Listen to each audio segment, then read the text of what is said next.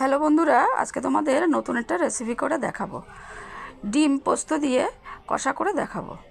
প্রথমে ডিমটা সিদ্ধ করে আমি হাফ হাফ করে কেটে নিয়ে তার ভিতরে নুন, হলুদ, লঙ্কার গুঁড়ো, একটু জিরের গুঁড়ো ভালো করে মাখিয়ে এদিকে আবার আলাদা করে আমি পোস্ত নুন দিয়ে ভালো করে ফেটিয়ে রেখেছি।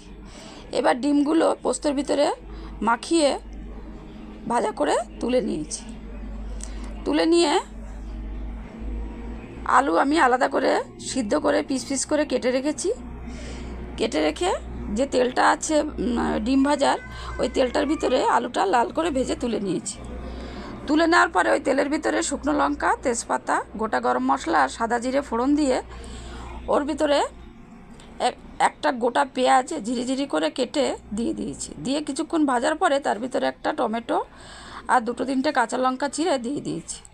দিয়ে আবার কিছুক্ষণ নাড়াচাড়া করার পরে তার ভিতরে নুন, হলুদ, লঙ্কার গুঁড়ো, আদা রসুন বাটা, জিরের গুঁড়ো দিয়ে ভালো করে কষিয়ে নিয়েছি। কষিয়ে নিয়ে এদিকে আমি পোস্ত আর সাদা তিল পেস্ট করে রেখেছিলাম, পেস্টটা ওর ভিতরে দিয়ে আবার কিছুক্ষণ কষানোর পরে আলুটা দিয়ে দিয়েছি। দিয়ে পরিমাণ মতো জল দিয়ে নাড়াচাড়া করে ঢাকা দিয়ে দিয়েছি। ঢাকাটা উঠিয়ে ঝোলটা যখন ফুটে এসছে তখন আমি ডিম ভাজাটা দিয়ে দিয়েছি। ডিম ভাজাটা নাড়াচাড়া কিছুক্ষণ করার পরে তারপরে দিলাম ধনে পাতা দেওয়ার পরে তারপরে একটুখানি গরম মশলা ছড়িয়ে নামিয়ে নিলাম। আজকের এই রেসিপিটা তোমরা বাড়িতে করে খেয়ে দেখো, খুব ভালো লাগবে, কমেন্টে জানিও।